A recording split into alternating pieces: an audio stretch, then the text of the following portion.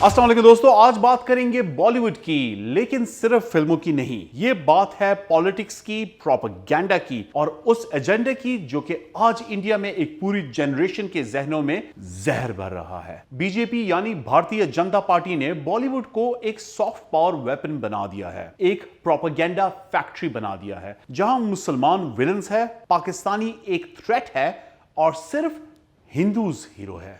इसकी सबसे बड़ी एग्जाम्पल द कश्मीर फाइल्स है। इस फिल्म में हर मुसलमान को एक टेररिस्ट के रूप में प्रेजेंट किया गया। कोई नुआंस नहीं, कोई बैलेंस नहीं, सिर्फ एक ही नैरेटिव, मुस्लिम्स आर डेंजरस। फिर द केरला स्टोरी। यह फिल्म क्लेम करती है कि हिंदू लड़कियां मुस्लिम बॉयज के हाथ में फंसकर आईसिस ज्वाइन करती है। No solid data, no truth, बस फेयर। और इसे बीजेपी ने खुद प्रमोट किया। इसके अलावा बॉलीवुड तारीख को बदलने और मिटाने में भी लगी हुई है। जैसे कि पद्मावत में अलाउद्दीन खिलजी को एक इंसान नुमा जानवर दिखाया गया। तन्हाजी और पृथ्वीराज में मुसलमान हुक्मरानों को वैशी, बदकिरदार या डरपोक के रूप में दिखाया गया। आपको एक भी मुस्लिम कैरेक्टर पॉजिटिव या इंसानी रूप में नहीं मिलता। और अब छावा। और इन दिनों तो छावा की धूम मची हुई है।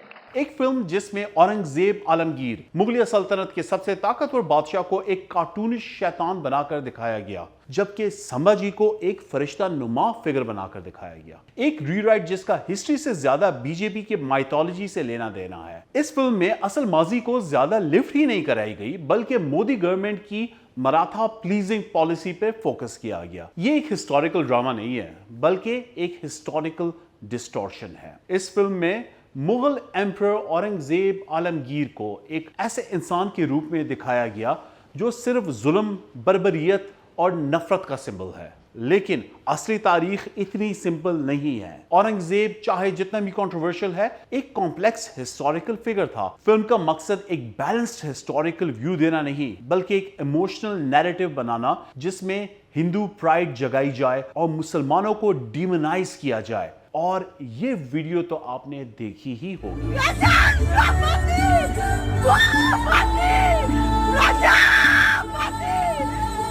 ये था फिल्म देखने के बाद अवाम का रिएक्शन।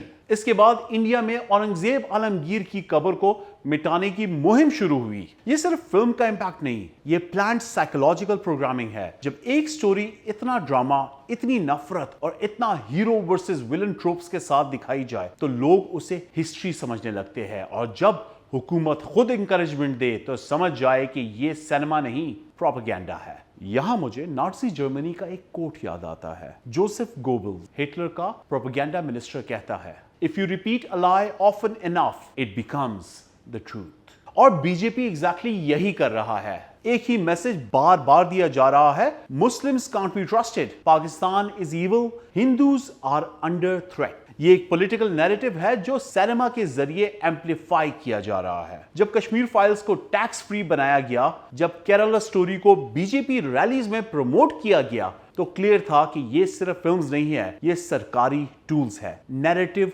स्पॉन्सर्ड है। दोस्तों, ये सब हिंदुत्व आइडियोलॉजी का हिस्सा है। एक एक्सट्रीमिस्ट सोच जो कहती है कि इंडिया सिर्फ हिंदूज का है और जो भी हमसे मुख्तलिफ है, मुस्लिम हो या पाकिस्तानी, वो दुश्मन है। हिंदुत्व का मेन मिशन है अखंड भारत। हिंदुत्व, बीजेपी और बॉलीवुड का ये नेक्सस सिर्फ मूवीज तक नहीं रुकता, ये स्कूल्स, न्यूज और सोशल मीडिया तक जा रहा है। तो दोस्तों, सवाल ये है, जब एक मुल्क की सबसे बड़ी फिल्म इंडस्ट्री झूठ, नफरत और पॉलिटिकल प्रोपेगेंडा बेच रही हो और लोग उसे एंटरटेनमेंट समझकर कंज्यूम कर रहे हो, तो उस मुल्क का मुस्तकबिल क्या होगा? ये सिर्फ स्क्रीन का मसला नहीं है, ये सोच का मसला है। और जब झूठ को बार बार दिखाया जाए, तो जैसे गोबल्स ने कहा था, इट बिकम्स द ट्रूथ। अगर हम नहीं बोलेंगे, अगर हम नहीं लिखेंगे, अगर हम चुप रहेंगे, तो वो झूठ दुनिया के लिए भी सच बन जाएगा।